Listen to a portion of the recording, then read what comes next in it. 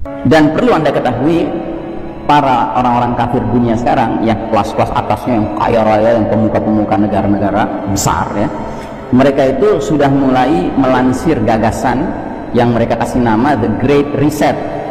Tolong catat, Great itu artinya megah ya, reset itu reset. Anda tahu reset kan? Kalau seandainya HP kita udah mulai macet kan, mesti di reset kan, set ulang gitu. Nah jadi mereka ngumpul Pak di Davos di Swiss setiap tahun sekali. Tahun 2020 kemarin ketika Covid lagi rame-ramenya bulan Juli, mereka ngumpul di Davos nih, orang-orang kaya dunia, Yahudi ya kan, pemuka-pemuka berbagai negara.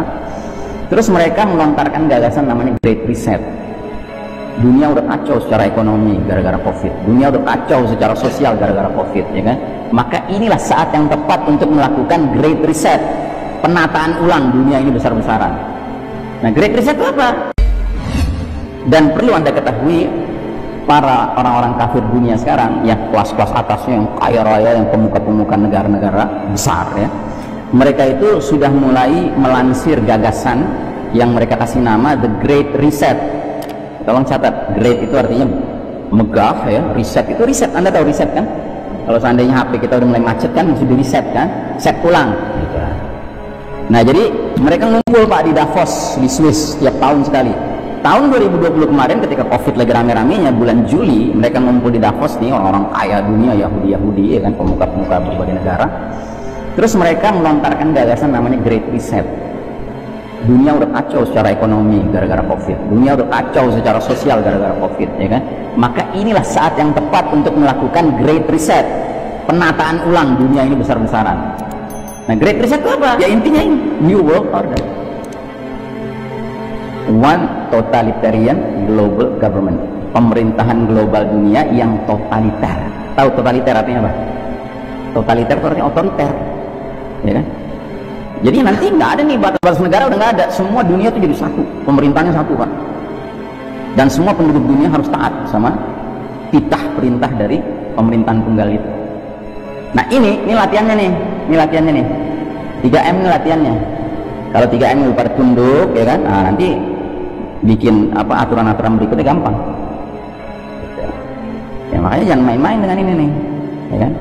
Kalau saya mah niatnya cuma dua, pakai ini supaya kalau ada orang yang parno, kita tetap bisa ngobrol.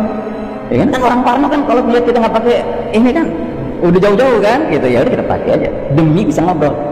Karena tugas dai itu adalah ngobrol, ngajak orang ke jalan Allah. Itu satu alasannya. Alasan kedua, kalau melihat tanda-tanda ada orang-orang yang nantinya narikin 250.000. Nah jadi saudaraku rahimakumullah, The Great Reset ini disebarluaskan sekarang Pak. Gagasan ini dahsyat sekali. Anda buka di internet. Salah satu slogannya The Great Reset ini adalah you will own nothing and you will live happily, and you will live happy and you will be happy. Anda tidak akan memiliki apa-apa, tapi Anda akan hidup senang. Wih, keren ya. Berarti paham apa ini? Paham komunis. Semua milik negara, semua dijamin sama negara dengan bayarannya apa? Ketaatan penuh pada negara gitu. Ya kan? Yang mau taat, oh udah dijamin. Yang nggak mau taat, dijamin juga, tapi dijamin nerakanya. Gitu. Ini namanya sistem Dajjal. Kan sistem Dajjal berarti sebuah sistem yang karakternya kayak Dajjal. Nah, sedangkan Nabi jelaskan Dajjal itu karakternya gimana? Dajjal itu karakternya kalau nanti sudah keluar, dia masuk ke semua negeri, semua kampung kecuali Mekah dan Madinah. Karena dua kota suci ini dijaga barisan malaikat yang siap menghunuskan pedang mereka menebas lehernya Dajjal kalau mendekat. Nah jadi Dajjal masuk satu kampung, dia umumkan ana rabbukum, aku Rabb kalian. Mirip seperti ucapan siapa? Fir'aun ya. Nah penghuni kampung itu jika terdiri dari kaum kafir dan kaum munafik, muslim munafik ya kan, mereka akan segera mengkonfirmasi anta rabbuna, engkau Rabb kami, tolonglah kami sudah lapar, kami sudah haus ya. Maka Dajjal kasih surga dengan cara dia perintahkan, hai langit turunkan hujan, turun hujan dengan izin Allah. Hai bumi keluarkan tumbuh-tumbuhan, keluar tumbuh-tumbuhannya dengan izin Allah. Hewan ternak dari kaum munafik dan kaum kafir ini gemuk-gemuk, susunya banyak, dikasih surga sama Dajjal. Tapi begitu Dajjal masuk ke satu kampung yang lain, dia umumkan lagi ana rabbukum, kampung itu kumpulan orang-orang istiqamah, mukmin istiqamah.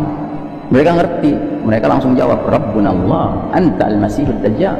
Rabb kami Allah, kamu ini al-masihud dajjal. Dajjal marah. Dajjal perintahkan langit jangan turunkan hujan, enggak turun hujan dengan izin Allah. Padahal sudah lama nggak turun hujan. Hai bumi jangan keluarkan tumbuh-tumbuhan, enggak keluar tumbuh-tumbuhannya, padahal sudah lama nggak keluar. Akibatnya hewan ternak kaum mukmin ini mati bergelimpangan, dikasih neraka sama Dajjal. Nah ini sistem Dajjal, sebuah sistem yang menjamin siapa yang mau taat sama protokolnya, sama aturan mainnya, sama hukumnya, ya kan, akan dikasih surga. Siapa yang menentang aturan mainnya, ya, maka dia akan dikasih minimal dikasih cap jelek. Cap jeleknya namanya apa? Radikalis, teroris, ekstremis, ya, fundamentalis dan sejenisnya. Masih balelo juga, masih membangkang juga, udah dilikuidasi. Sistem, tapi sistemnya karakter Dajjal. Nah karenanya umat Islam didorong untuk turut mendukung sistem ini. Dan kita sedih lihat banyak sekali umat Islam sekarang tunduk aja, ikut aja terus gitu, ya. Apa kata dia, ikutin terus, ya. Nggak ada lagi apa namanya jiwa kritis, jiwa apa namanya mikir gitu. Ini mau kemana sih kita nih? Nggak ada, Pak. Karena apa ya? Karena memang kebanyakan sudah jadi buih yang mengapung di atas air. Ya, Allah sudah cabut rasa takut musuh kepada umat ini. Bahkan Allah tanamkan penyakit buahan, hubbud dunya wa karahiyatil maut.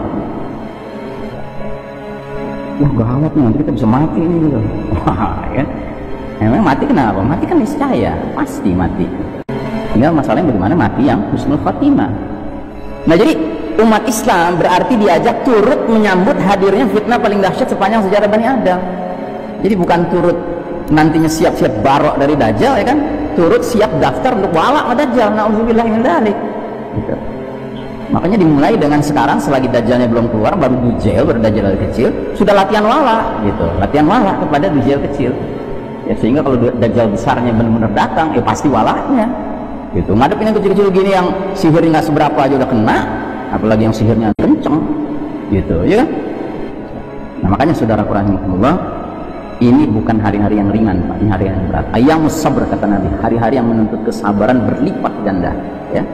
Nah jadi saudaraku rahimahullah, ada seorang penulis, ya ini, jadi ini sistem kafir syirik sekarang ini pada dasarnya sistem Dajjal, ya. Dan lembaga yang mereka katakan untuk mempersatukan, mempertemukan, menjalin kerjasama antar bangsa, ya kan, yang kemudian ikonnya seperti ini, ya, yang bernama PBB, ya, atau UN, ya, ini sebenarnya ikon-ikonan di depan layar saja, tapi hakikat ikonnya apa? Ini hakikat ikonnya, Novus Ordo Seclorum, itu hakikat ikonnya.